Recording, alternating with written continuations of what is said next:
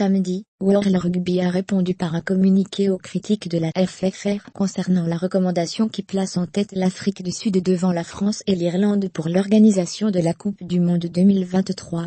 Dans un communiqué publié samedi, World Rugby, ex-IRB, se déclare préoccupé suite à la conférence de presse et aux critiques émises par les responsables du comité de candidature FRANCE 2023. Mardi dernier à l'hôtel Hilton Opéra de Paris, à propos du processus de sélection de la fédération hôte, et de la recommandation qui favorise l'Afrique du Sud pour l'attribution de la Coupe du Monde de rugby 2023 réalisée par une équipe de World Rugby, et un panel d'experts indépendants, ainsi que le groupe The Sport Consultancy. Même, si des réactions de déception et de forte émotion peuvent se comprendre après l'annonce d'une recommandation, ces commentaires sont à la fois dénués de fondement et erronés. World Rugby a mis en place un processus de sélection de la fédération transparent, objectif, professionnel, et robuste. L'évaluation technique exhaustive a été effectuée sur la base de critères de notation.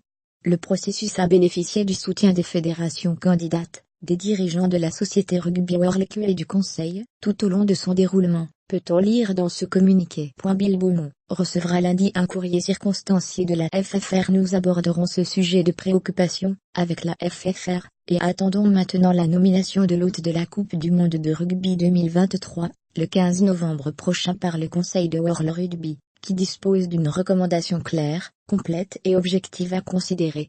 Conclut ce communiqué. Lundi, le président de World Rugby, Bill Beaumont, qui s'était fendu d'un soutien à l'Afrique du Sud, dès la diffusion de la recommandation, laquelle fédération sud-africaine encourageait Français et Irlandais à se retirer de la course, recevra sur son bureau un courrier de la FFR, qui reprend thème par thème, les conclusions de la recommandation diffusée mardi midi en y apportant soit des éclairages considérés comme manquants dans le dossier World Rugby, soit en demandant des réponses à des questions précises. La guerre des communiqués n'est donc pas terminée.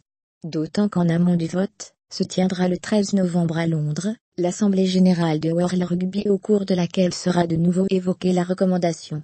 Puis le 15 novembre, le matin du vote, une nouvelle présentation sera effectuée en présence des présidents de fédérations et de confédérations au cours de laquelle la voix de la France devrait vraisemblablement se faire entendre. À lire que reproche World Rugby à la candidature française.